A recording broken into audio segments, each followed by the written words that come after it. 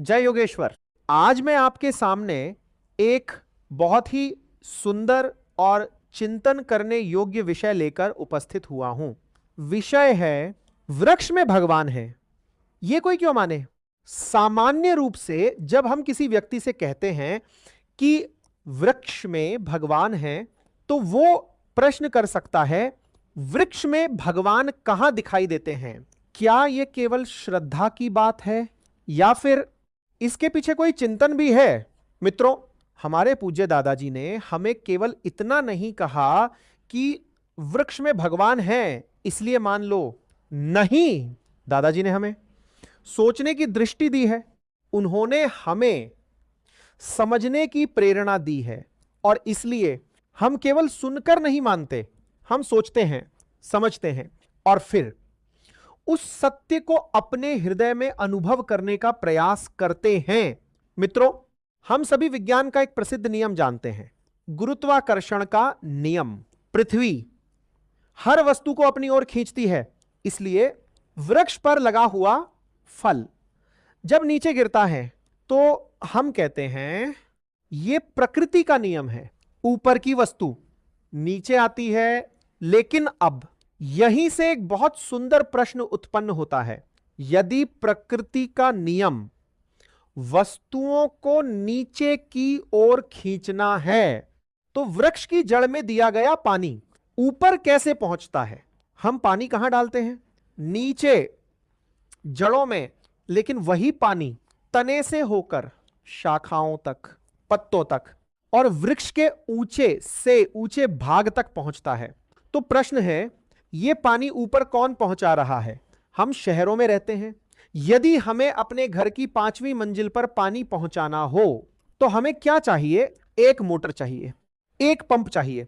वह पंप पानी को नीचे से ऊपर पहुंचाता है। लेकिन मित्रों, यहां हमारे सामने एक विशाल वृक्ष खड़ा है। उसकी जड़ें धरती के भीतर हैं, उसका तना ऊपर है, शाखाएं और भी ऊपर हैं, पत्ते दूर दूर तक फैले हुए हैं और धरती से प्राप्त पानी उसके प्रत्येक भाग तक पहुंच रहा है। तो मैं आपसे पूछता हूं, इस वृक्ष में मोटर कहां लगी है? इसका पंप कहां है? कौन सी मशीन इसे चला रही है? कौन सी शक्ति है जो निरंतर जड़ों से पानी लेकर वृक्ष के शिखर तक पहुंचा रही है? मित्रों, यहीं से चिंतन प्रारंभ होता है। अब विज्ञान इसका उत्तर देता है। विज्ञान कहता है कि पौधों में पानी के ऊपर जाने की प्राकृतिक प्रक्रियाएं हैं। उनमें एक सिद्धांत है, केशाकर्षण, अर्थात कैपिलरी एक्शन। उदाहरण के लिए हम एक केरोसिन का दीपक देखते हैं। दीपक के नीचे केरोसिन होता है और उसमें एक बाती होती है। बाती नीचे केरोसिन को ऊपर की ओर खींचती है और दीपक जलता है। तो कोई व्यक्ति कह सकता है, इसमें भगवान कहां आए?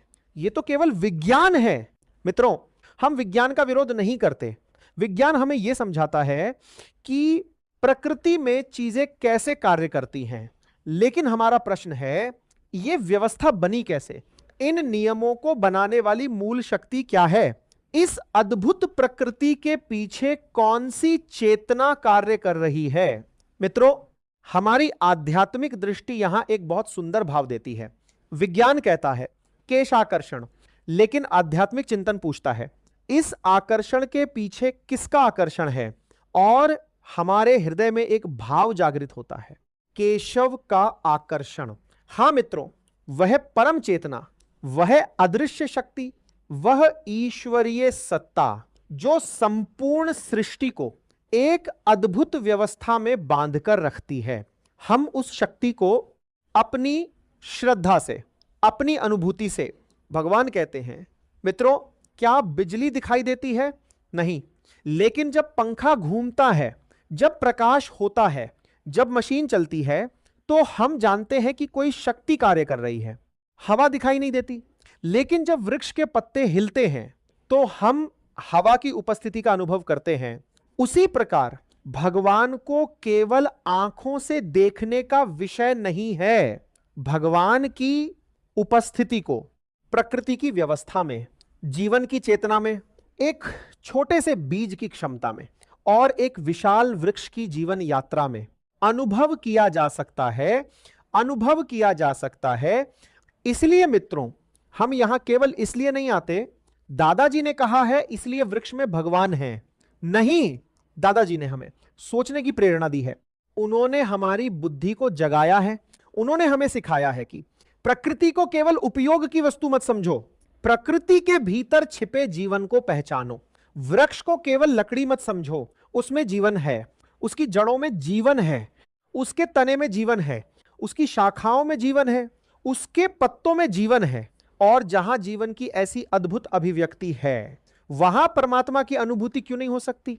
इसीलिए मित्रों, हमारे लिए वृक्ष केवल एक पेड़ नहीं है, वृक्ष हमारा वृक्ष मंदिर है।